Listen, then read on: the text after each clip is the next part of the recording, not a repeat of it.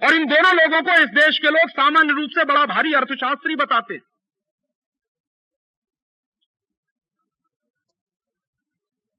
अब ये intellectual prostitution है कि अर्थशास्त्र है? तय करें हम इसको कि 7 साल से पार्लियामेंट में आप झूठ बोलते रहे, पूरे देश की जनता को गुमराह करते रहे कि हमारे एक्सपोर्ट्स, वॉल्यूम ऑफ एक्सपोर्ट्स बढ़ रहे हैं। वॉल्यूम ऑफ एक्सपोर्ट से मुझे क्या लेना देना, एक्सपोर्ट अर्निंग्स बताइए कितनी बढ़ रही। अब वो बात खुली है। अब वो बात कैसे खुली है?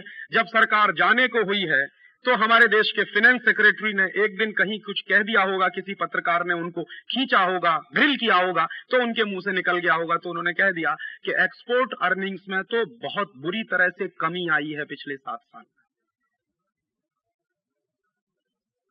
और अगर व्हाइट पेपर आए इस देश के पार्लियामेंट में तो आपको निश्चित रूप से पता चल सकेगा कि आपकी एक्सपोर्ट अर्निंग्स में कितनी कमी आई है।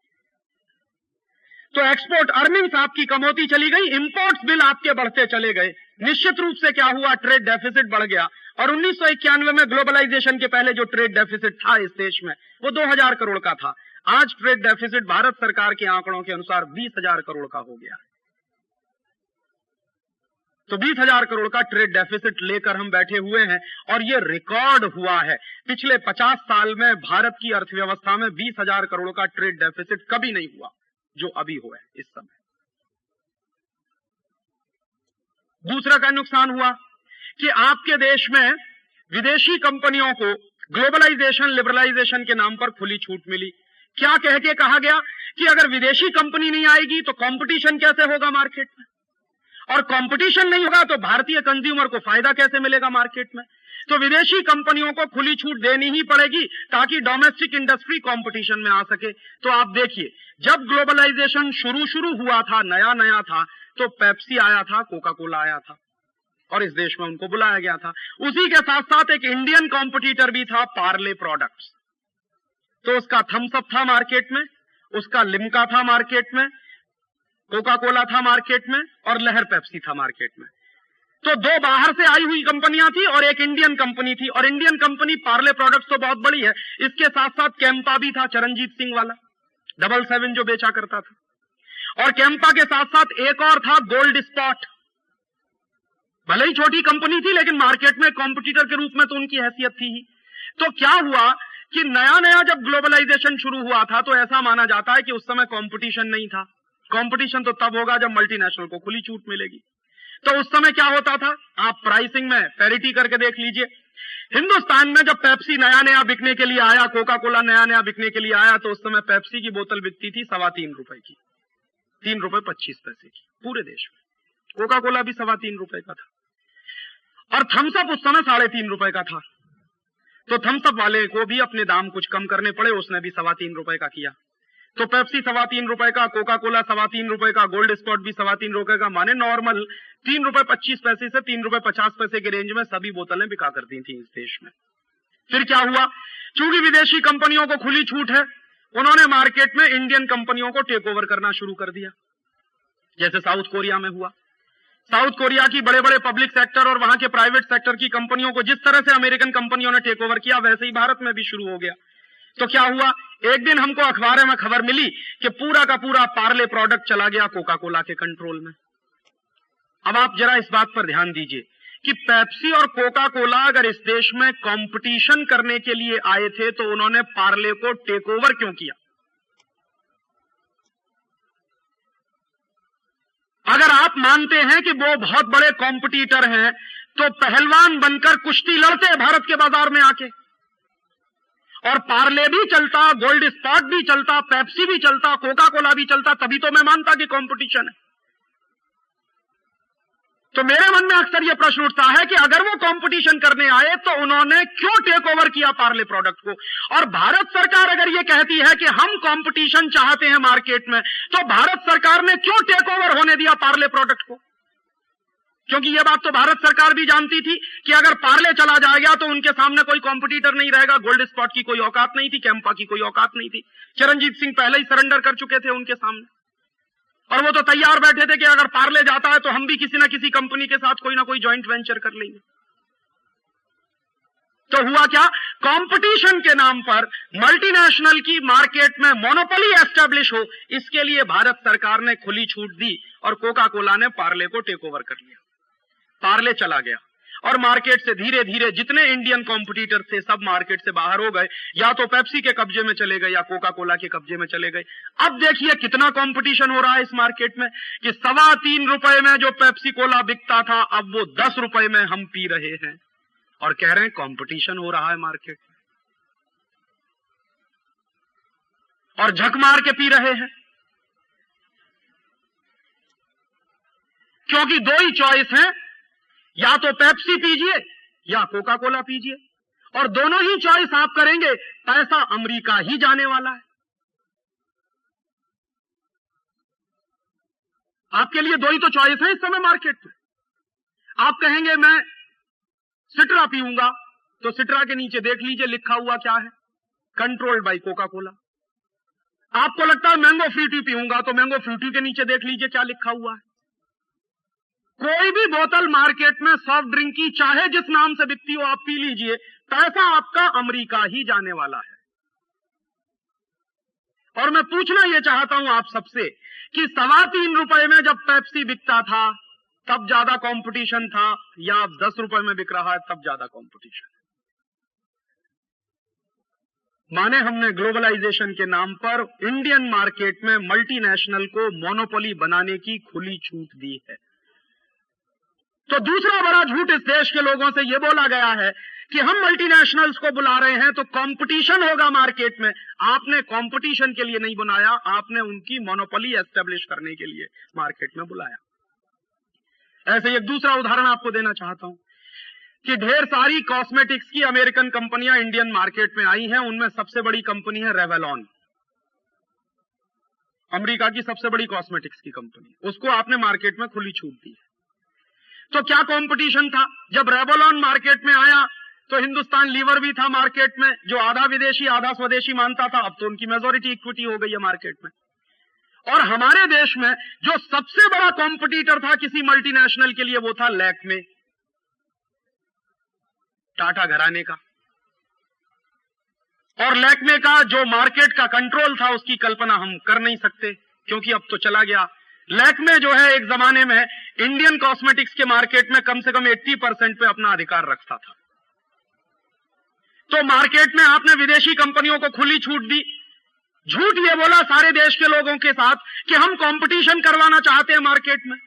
और वो कंपटीशन करते करते करते करते एक दिन हमने अखबार में सवेरे ही सवेरे पढ़ा कि लैक्मे भी चला गया विदेशी कंपनी के कब्जे में। हिंदुस्तान लीवर ने उसको भी टेक ओवर कर लिया। तो फिर प्रश्न यही मन में आता है कि जब हिंदुस्तान लीवर मार्केट में था, रेवलॉन मार्केट में आया और हमारे देश का लैक्मे था, तब कंपटीशन ज्यादा था, या अब कंपटीशन ज्यादा है जब लैक्मे पूरी तरह से विदेशी हो गया?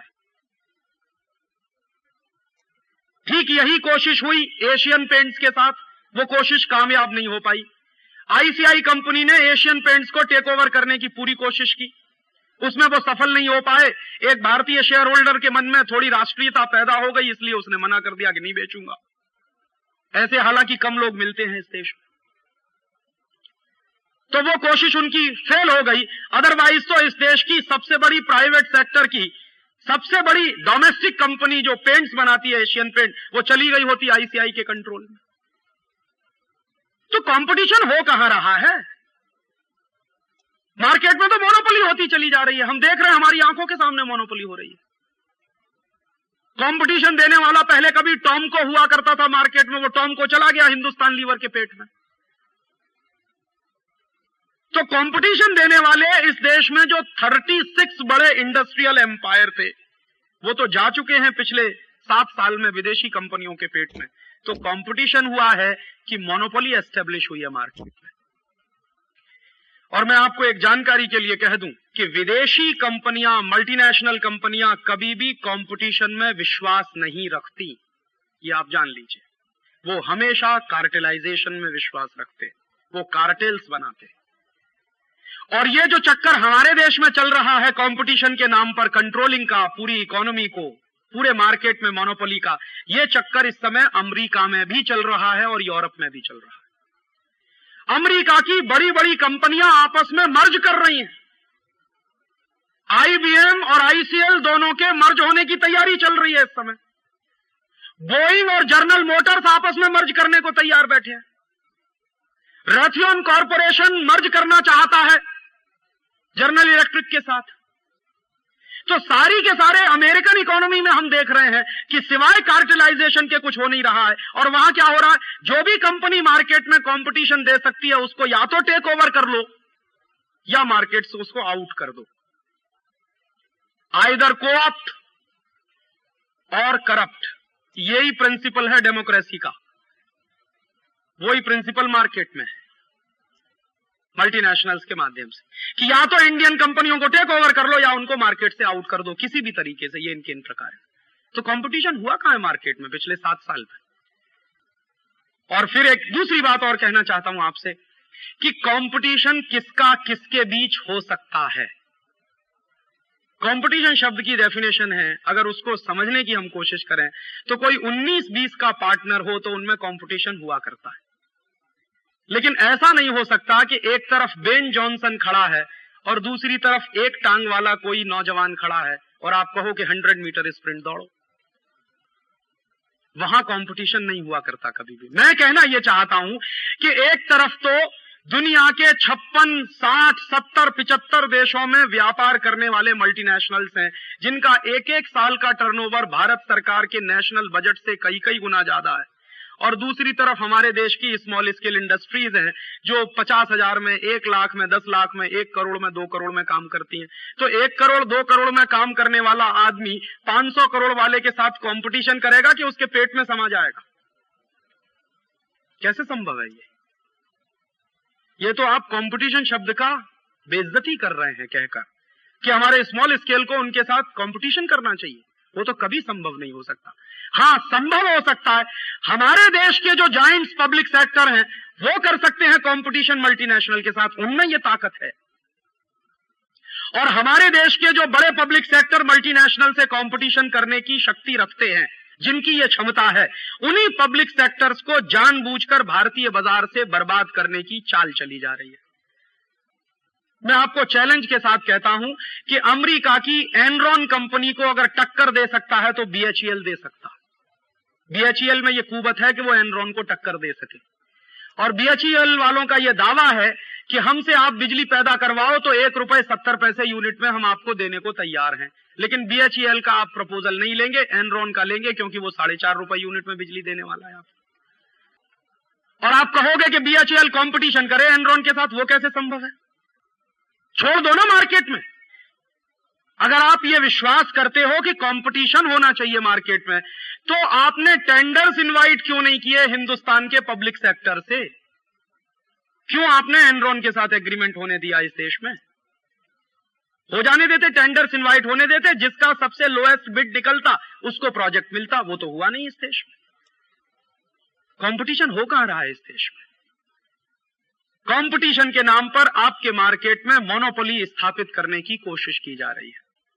और हमको जितनी देरी से समझ में आएगा उतना ही इस देश का नुकसान बहुत ज्यादा हो चुका होगा, क्योंकि अब तक 36 बड़े इंडस्ट्रियल एम्पायर जा चुके हैं विदेशियों के कंट्रोल में, और अगले 2-3 साल यही चलता रहा तो जो बचे कुचे हैं वो भी चले जाएंगे विदेशियों के पेट में। और तीसरी एक बात और कहना चाहता हूं कि ये जो ग्लोबलाइजेशन, लिबरलाइजेशन हुआ, इसने भारत के बाजार में, जैसे मैंने आपसे कहा, बहुत लोग कहते हैं कि अमेरिका ने देखो कितनी फ्री बना दी है अपनी पूरी की पूरी इकोनॉमी। मैं आपको जानकारी दे दूं, अमेरिका में एंटी डंपिंग के जो कानून चलते हैं इस समय, वो दुनिया में सबसे शक्तिशाली माने जाते हैं। अमेरिकन मार्केट में कोई भी कंपनी डंप नहीं कर सकती। और अमेरिकी सरकार ने सबसे मजबूत डिपार्टमेंट इस समय कोई बनाया हुआ है तो एंटी डंपिंग का डिपार्टमेंट है उनके यहां। और एंटी डंपिंग का जो लॉ है अमेरिका में, वो अभी मैंने देखना शुरू किया है कि देखें उन्होंने क्या किया है अपनी डोमेस्टिक इंडस्ट्री के प्रोटेक्शन के लिए। तो आप पढ़ेंगे तो आपको थोड़ा सा चक्कर आ जाएगा कि जिस अमेरिका के बारे में आपको गलतफहमी से प्रचार किया जाता है कि वो फ्री इकोनॉमी में विश्वास करने वाला देश है, अमेरिका 100% प्रोटेक्शन की इकोनॉमी में विश्वास करता है।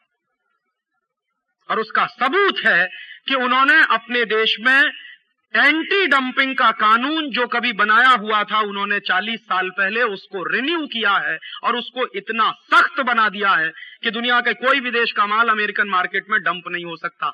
और अगर आपने डंप करने की कोशिश की तो वो आपको सबक सिखा सकते हैं। फॉर एग्जाम्पल, एक बार हिंदुस्तान के स्कर्ट्स एक्सपोर्ट करने वाले लोगों ने अमेरिकन मार्केट में स्कर्ट्स को डंप करने की कोशिश की, तो अमेरिकी सरकार ने बहुत सख्ती के साथ अपने कानून का इस्तेमाल किया उसका, और उसका नतीजा क्या निकला? 2 तरह से उन्होंने इस्तेमाल किया। एक तो पेनल्टी लगा दी जो इंडियन एक्सपोर्टर्स अमेरिकन मार्केट में काम करने वाले थे, दूसरा इंडियन स्कर्ट्स के बॉयकॉट का नारा भी दे दिया बिल क्लिंटन ने। और एक दिन बिल क्लिंटन ने वॉशिंगटन डीसी चौराहे पर इंडियन स्कर्ट्स की होली जला दी और पूरे अमेरिकन लोगों से कहा कि बॉयकॉट अमेरिकन स्कर्ट्स। क्यों? क्योंकि वो डंप कर रहे हैं हमारे मार्केट में। तो इंडियन एक्सपोर्टर सीधे हो गए, जो डंप करने की कोशिश कर रहे थे वो बिल्कुल सीधे हो गए। और अब अमेरिकी शर्तों पर यहां से स्कर्ट्स जा रहा है। और आपको मैं जानकारी दे दूं कि यहां से जितना स्कर्ट जा रहा है अमेरिका में, उसका कोटा फिक्स है। बहुत कम लोग ये बात जानते हैं। हिंदुस्तान से जितना बेस्ट क्वालिटी का टेक्सटाइल और कपड़ा अमेरिका में जाता है, यूरोप में जाता है, उसका कोटा फिक्स है। और आप उस कोटे से 1% ज्यादा नहीं डंप कर सकते उनके मार्केट में। एक तरफ अमेरिका हमसे ये उम्मीद करता है कि तुम तुम्हारा पूरा बाजार खोल दो, तुम अपनी डोमेस्टिक इंडस्ट्रीज को प्रोटेक्ट मत करो।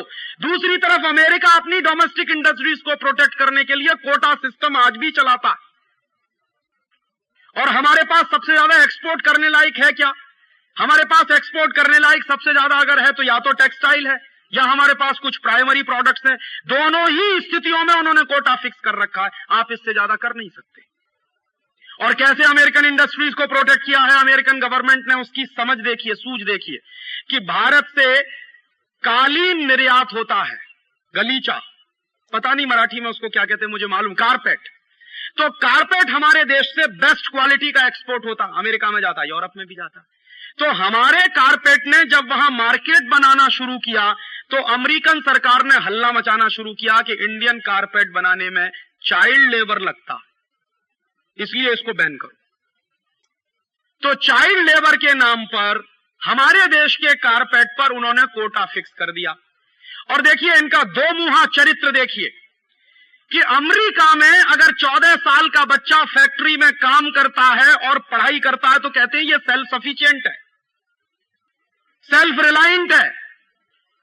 और मेरे देश में कोई बच्चा अपने मां बाप के साथ मिलकर कालीन बनाता है अपने घर में बैठ के तो कहते हैं चाइल्ड लेबर है। ये दोहरा स्टैंडर्ड देखिए।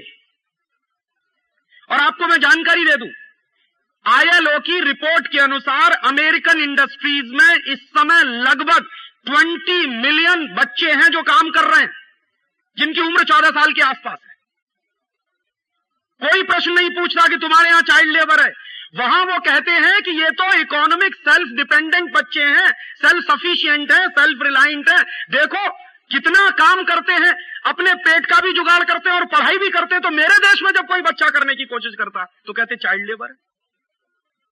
तो जहां मेरा एक्सपोर्ट ज्यादा हो सकता था अमेरिकन मार्केट में, चूंकि मेरे पास कालीन बहुत अच्छी क्वालिटी का है, वहीं पर उन्होंने मार पीटना शुरू कर दिया।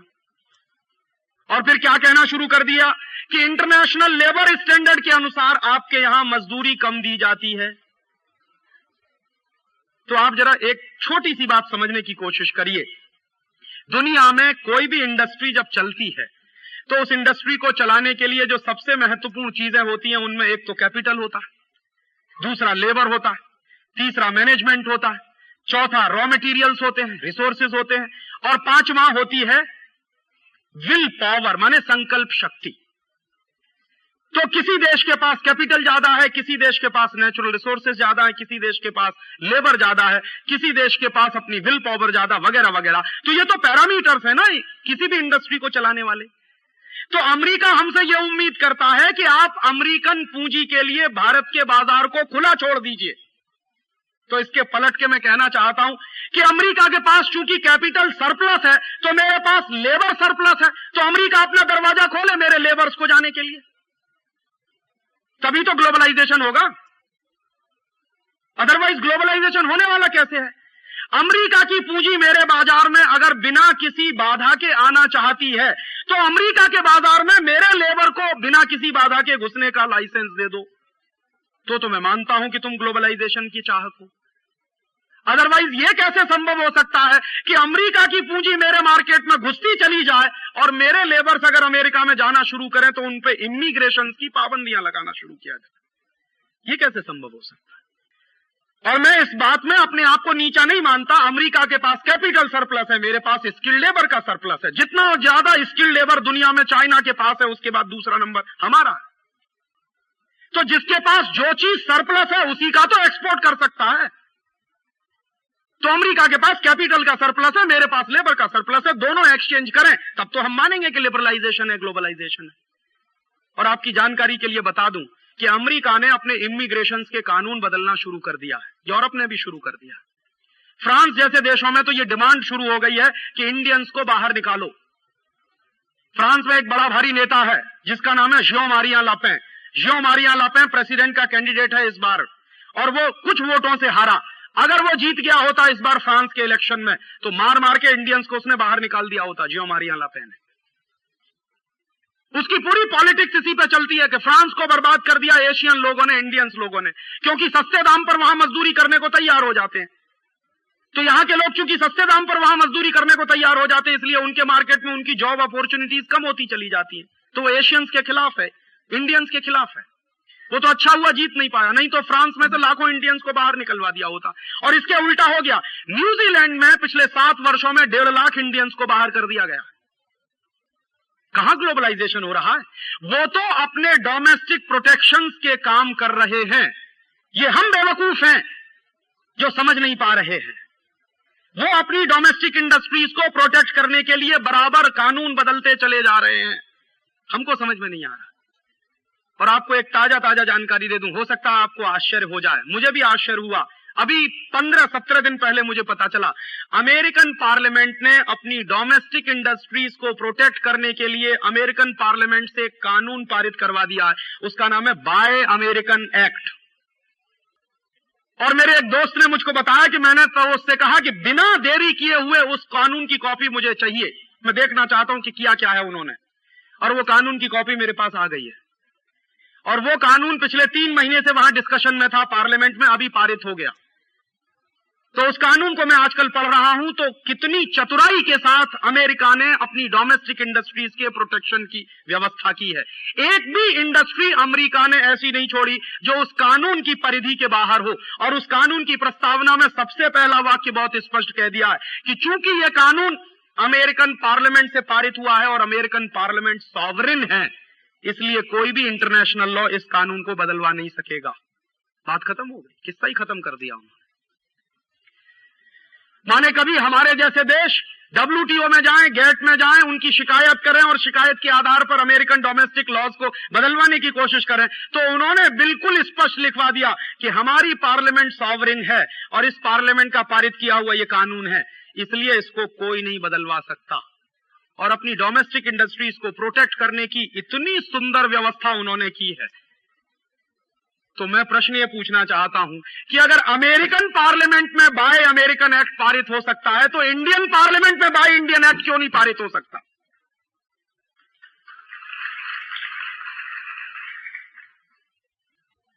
और अमेरिकन पार्लियामेंट में जब बाय अमेरिकन एक्ट पारित हुआ है तो हिंदुस्तान में लिबरलाइजेशन, ग्लोबलाइजेशन के समर्थकों ने चू नहीं मुंह से निकाला, और ना अंतर्राष्ट्रीय अर्थव्यवस्था का समर्थन करने वाले अर्थशास्त्रियों ने चू किया मुंह से। एक तरफ ये बात कहने वाले लोग हैं कि हम फ्री वर्ल्ड चाहते हैं, फ्री मार्केट चाहते हैं, फ्री इकोनॉमी चाहते हैं, दूसरी तरफ American parliament bye American act पारित करवा रही है। कोई नहीं बोल रहा है इस पे। और मैं आपको बता दूं कि अगर मेरे देश में बाय इंडियन एक्ट पारित हुआ तो मेरे ही देश में ऐसे लोग हैं जो इसको गालियां देना शुरू कर देंगे कि आप इंडस्ट्री को प्रोटेक्ट कर रहे हैं। लेकिन अमेरिका में एक भी सेनेटर नहीं है जिसने इसके खिलाफ कुछ किया हो। और आप ये जान लीजिए, रिपब्लिकन्स और डेमोक्रेट्स दोनों की सहमति से यह कानून पारित हुआ अमेरिकन पार्लियामेंट में। किसी भी अपोजिशन के एमपीज ने वहां विरोध नहीं किया इस कानून का, सबने एक सहमति से उसको पारित कराया, क्योंकि अमेरिकन नेशनल इंटरेस्ट हैं इस कानून में जो प्रिजर्व होते हैं। तो हम हमारे इंडियन इंटरेस्ट को प्रिजर्व नहीं कर सकते क्या? अगर हम करना शुरू करेंगे तो लोग कहेंगे आप 18वीं शताब्दी में ले जाना चाहते हैं इस देश को। ऐसे लोगों की कमी नहीं है इस देश में। ग्लोबलाइजेशन के नाम पर जो 1991 तक डंपिंग का कानून था, उसको इतना ढीला कर दिया गया है कि इस समय हिंदुस्तानी बाजार में बिल्कुल मुफ्त के दाम में विदेशियों का माल बिकना चालू है। और विदेशी कंपनियां तो घोषित रूप से यह कहकर आती हैं कि शुरू के 2 साल अगर घाटा भी उठाना पड़े तो उठाएंगे, एक बार इंडियन मार्केट को अपने कंट्रोल में कर लो, फिर जो मन में कीमत आएगी वो वसूलेंगे हम। तो पूरी की पूरी इंडियन केमिकल इंडस्ट्री को बर्बाद कर दिया पिछले 2-3 साल।